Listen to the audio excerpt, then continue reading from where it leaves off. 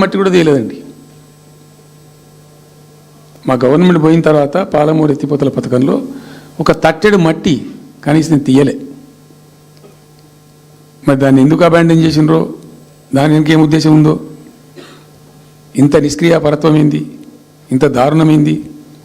2 net సంవత్సరాలు గడిచిపోయినాయి. ఇప్పుడు మేము గమనిస్తున్నాం. మధ్యలో ఏమైంది, కేంద్ర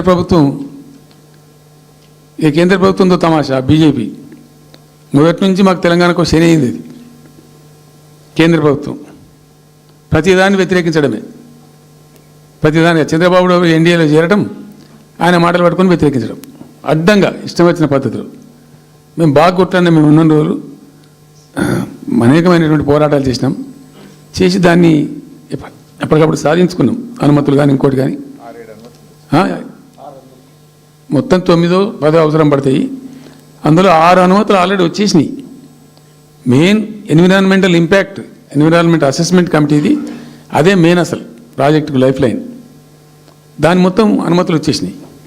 దాని తర్వాత మిగిలిన అనుమతులన్నీ లాంఛనమేగా ఇచ్చేయాల్సిందే.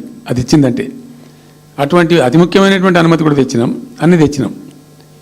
అన్నీ వచ్చిన తర్వాత కేంద్ర ప్రభుత్వం మొన్న చంద్రబాబు నాయుడు ఎంపీలు అవసరం ఉంది కదా అక్కడ వాళ్ళకు.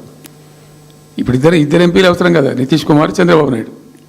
దానికోసం బీజేపీ ఎంతకైనా దిగజారుతుంది. అక్కడ ప్రభుత్వం నిలబెట్టుకోవాలి కాబట్టి ఎంతకైనా దిగజారి ఆయన మాట పట్టుకొని డిపిఆర్ను వాపసు పంపించారండి.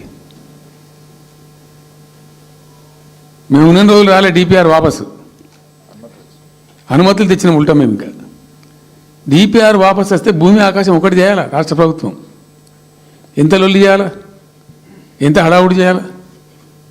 ఆల్ పార్టీ డెలిగేషన్ తీసుకుపోవాలి. అవసరం వస్తే మేము వడ్లు కొనకపోతే పోయి ఢిల్లీలో ధర్నా చేసామండి. మేము అప్పుడు మా గవర్నమెంట్ ఉన్నప్పుడు రైతులు పండించిన పంట కొనకపోతే యావత్తు ఎమ్మెల్యేలము, క్యాబినెట్ అందరం పోయి ఢిల్లీలో ధర్నా చేసి కేంద్ర ప్రభుత్వం మెడలు వంచినాం. మేము 80 లక్షల టన్నులు మనకి తీసుకుంటామనేటువంటి ఒప్పందం మీద సంతకం చేయించుకొని వచ్చినాం. వడ్లు కొనిపించినాం ఎఫ్సిఐతోని. మామూలు వడ్లు కొనకపోతేనే మేము అంత అడావుడి చేసిపోయినాము. కానీ ఒక ఇంత పెద్ద ప్రధానమైన 3 జిల్లాలకు సంబంధించిన ప్రాజెక్టు డిపిఆర్ వాపసు పంపిస్తే వీళ్ళు కుయ్యలేదు, కుట్టుకోలేదు, వాళ్ళకి చెప్పని కూడా చెప్పలే. తెలియదు ఎవరికి బయట. జస్ట్ దేవరి ఇంకా బాధాకరమైన అంశం ఏంటంటే అసలు 170 టీఎంసీలకు దాదాపు మేము ఏమి చేస్తే బ్రిజేష్ ట్రిబ్యునల్ నడుస్తుంది కదా. దీనిలో ఎట్లుంటుందంటే ఇంకో విషయం అండి, దీన్ని స్పష్టంగా చెప్తున్నాను, మళ్ళీ కన్ఫ్యూజన్ వద్దు. దేశంలో ఒక కొత్త రాష్ట్రం ఏర్పడితే